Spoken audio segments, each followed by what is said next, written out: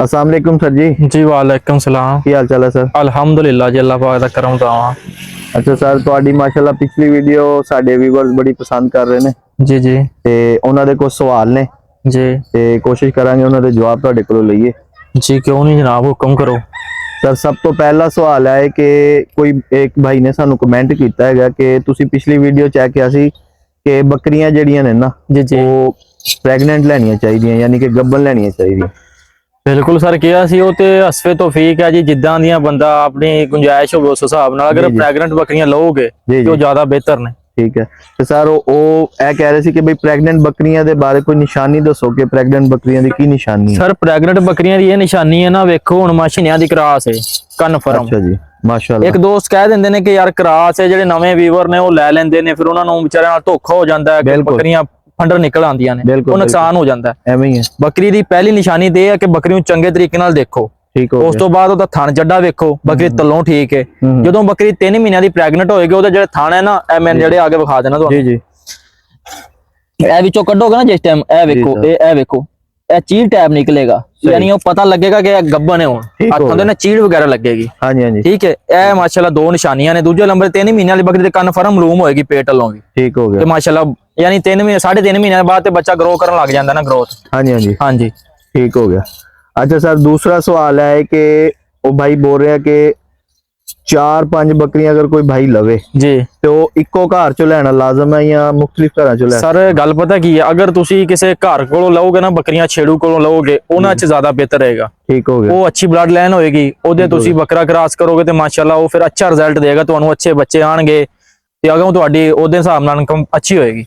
ठीक हो गया। ਹਾਂਜੀ यानी कि ਤੁਹਾਡੇ ਕਹਿਣ ਦਾ ਮਕਸਦ ਹੈ ਕਿ ਮੰਡੀ ਚੋਂ ਲੈਣ ਤੋਂ ਬਿਹਤਰ ਹੈ। ਨਹੀਂ ਮੰਡੀ ਤੇ ਸਰ ਕਾਫੀ ਦੋਸਤ ਲਿਆਂਦੇ ਨੇ ਮੰਡੀ ਤੋਂ, ਜੀ, ਜੀ। ਲੇਕਿਨ ਹਰ ਇੱਕ ਬੰਦੇ ਦਾ ਆਪਣਾ ਆਪਣਾ ਹਿਸਾਬ ਕਿਤਾਬ ਹੁੰਦਾ। ਕਾਫੀ ਦੋਸਤਾਂ ਨਾਲ ਤੇ ਮੰਡੀ ਤੇ ਫਰਾਡ ਹੋ ਜਾਂਦਾ ਹੈ ठीक हो ਕਿ गया। ਬੱਕਰੀਆਂ ਨੂੰ ਟੀਕੇ ਵਗੈਰਾ ਲੱਗੇ ਹੁੰਦੇ ਨੇ, ਫਿਰ ਕਾਫੀਆਂ ਨੂੰ ਦੁੱਧ ਡੱਕਿਆ ਹੁੰਦਾ, ਬਾਕੀ ਉਹ ਘਰ ਆ ਕੇ ਬਿਮਾਰ ਹੋ ਜਾਂਦੇ ਨੇ ਅਕਸਰ ਬੱਕਰੀਆਂ ਨਾਲ। ਇਸ ਹਿਸਾਬ ਨਾਲ ਬੱਕਰੀਆਂ ਛੇੜੂ ਕੋਲੋਂ ਲਓ, ਤੁਰ ਫਿਰ ਕੇ ਬੱਕਰੀ ਲਓ। ठीक हो गया। ਬੱਕਰੀ ਨੂੰ ਚੰਗੇ ਤਰੀਕੇ ਨਾਲ ਦੇਖੋ, ਗੱਭਣ ਲਿਓ ਤੇ ਉਹਨੂੰ ਤਸੱਲੀ ਨਾਲ ਆਪਣਾ ਦੇਖੋ। ਅਗਰ ਤੁਸੀਂ ਦੁੱਧ ਵਾਲੀ ਬੱਕਰੀ ਲੈਣੀ ਹੈ, ਉਹਨੂੰ ਚੰਗੇ ਤਰੀਕੇ ਨਾਲ ਵੇਖ ਕੇ ਫਿਰ ਬੱਕਰੀ ਲਓ। ठीक हो गया। अच्छा सर, ਹੁਣ ਇਹ ਦੱਸੋ ਕਿ ਅਗਰ ਕੋਈ 10 ਬੱਕਰੀਆਂ ਇੱਕ ਭਾਈ ਜੀ ਨੇ ਲਈਆਂ ਨੇ, ਜੀ ਜੀ ਉਹਨਾਂ ਲਈ ਤੁਸੀਂ ਪਿਛਲੀ ਵੀਡੀਓ ਦੱਸਿਆ ਸੀ ਕਿ ਜੀ ਇੱਕ ਬਰੀਡਰ ਲਾਜ਼ਮ ਹੈ, ਹਾਂਜੀ ਇੱਕ ਬਰੀਡਰ ਹੋ ਲਵਾਂ। ਹਾਂਜੀ ਤੇ ਅਗਰ ਕੋਈ ਭਾਈ ਇੱਕ ਉਹ ਕਹਿ ਰਿਹਾ ਕਿ ਬਈ ਬਰੀਡਰ ਤੇ ਅੱਜ ਕੱਲ ਜਿਵੇਂ ਹੈ ਨਾ ਕਿ ਰੇਟ ਬਹੁਤ ਜ਼ਿਆਦਾ ਨੇ, ਬਿਲਕੁਲ ਤੇ ਬਰੀਡਰ ਨਾਲ ਲੈਣ ਦੇ ਨਾਲ ਅਗਰ ਬੱਕਰੀਆਂ ਉਹ ਪ੍ਰੈਗਨੈਂਟ ਲੈ ਲਵਾਂ? ਜੀ ਅਗਰ ਬੱਕਰੀਆਂ ਪ੍ਰੈਗਨੈਂਟ ਲਓਗੇ ਨਾ, ਜੀ, ਜੀ। ਉਹਨਾਂ 'ਚ ਤੁਸੀਂ ਕੋਸ਼ਿਸ਼ ਕਰੋਗੇ 10 ਬੱਕਰੀਆਂ ਲਈਆਂ ਨੇ ਨਾ, ਜੀ ਜੀ 8 ਬੱਕਰੀਆਂ ਥੋੜੇ ਜਿਹੇ ਨਾਰਮਲ ਲੈ ਲਓ, 2 ਬੱਕਰੀਆਂ ਪੁਆਇੰਟ ਵਾਲੀਆਂ ਲਓ, ठीक है। ਤਾਂ ਕਿ ਉਹਨਾਂ 'ਚੋਂ ਅਗਰ ਉਹ ਫੀਮੇਲ ਨਿਕਲੇ ਤੇ ਕਿਆ ਹੀ ਬਾਤ ਹੈ, ਅਗਰ ਨਾ ਨਿਕਲਿਆ ਤੁਹਾਡੇ ਘਰ ਦਾ ਬਰੀਡਰ ਤਿਆਰ ਹੋ ਜਾਣਾ। ठीक है। ਉਹਨਾਂ 'ਚ ਮੁਰਾਦ ਇਹ ਹੈ ਕਿ ਬੱਕਰੀ ਵੇਖੋ, ਬੱਕਰੀ ਨੂੰ ਕੰਨ ਚੰਗਾ ਹੋਵੇ। ਮੈਂ ਤੁਹਾਨੂੰ ਬੱਕਰੀ ਵਿਖਾਣਾ 2 ਮਿੰਟ। जी जी ਇਹ ਵੀ ਮਾਸ਼ਾਅੱਲਾ ਹੁਣ 3 ਮਹੀਨਿਆਂ ਦੀ ਕਨਫਰਮ ਗੱਭਣ ਹੈ। माशाल्लाह। ਅਗਰ ਤੁਸੀਂ ਬਰੀਡਰ ਬੱਕਰੀ ਲਓਗੇ ਨਾ ਸਰ, ਉਹਦੇ 'ਚ ਵੇਖੋ ਪਹਿਲੇ ਨੰਬਰ ਤੇ ਬੱਕਰੀ ਦਾ ਸਿਰ ਮੱਥਾ ਵੇਖੋ, ठीक है। ਠੀਕ ਹੈ, ਫਿਰ ਕੰਨ ਵੇਖੋ, ठीक है। ਫਿਰ ਮੇਨ ਚੀਜ਼ ਹੁੰਦੀ ਹੈ ਬੱਕਰੀ ਦੀ ਬਲੱਡ ਲਾਈਨ ਦੀ। ਅਲਹਮਦੁਲਿल्लाह ਬਲੱਡ ਲਾਈਨ ਦੇਖ ਕੇ ਬੱਕਰੀ ਲਓਗੇ ਨਾ, ਉਹਦੇ ਵਿੱਚੋਂ ਬੱਕਰੇ ਜਿਹੜੇ ਅੱਛੇ ਹੋਣਗੇ ਮਾਸ਼ਾਅੱਲਾ ਬਲੱਡ ਵਾਲੇ ਨਿਕਲਣਗੇ। ठीक हो गया। ਹਾਂਜੀ जबरदस्त। अच्छा सर, ਹੁਣ ਲਾਸਟ ਤੇ ਅਗਰ ਤੁਹਾਡੇ ਕੋਲੋਂ ਪੁੱਛੀਏ ਜੀ ਕਿ 10 ਬੱਕਰੀਆਂ ਜੀ ਤੇ ਉਹਨਾਂ ਦਾ ਮੈਕਸਿਮਮ ਡੇਲੀ ਦੀ ਜਿਹੜੀ ਫੀਡ ਦੀ ਉਹ ਪੁੱਛ ਰਹੇ ਨੇ ਕਿ ਬਈ ਕਿੰਨਾ ਖਰਚਾ ਹੁੰਦਾ, ਸਰ ਇਹਦੇ ਬਾਰੇ ਵੇਖੋ, ਦੱਸੋ।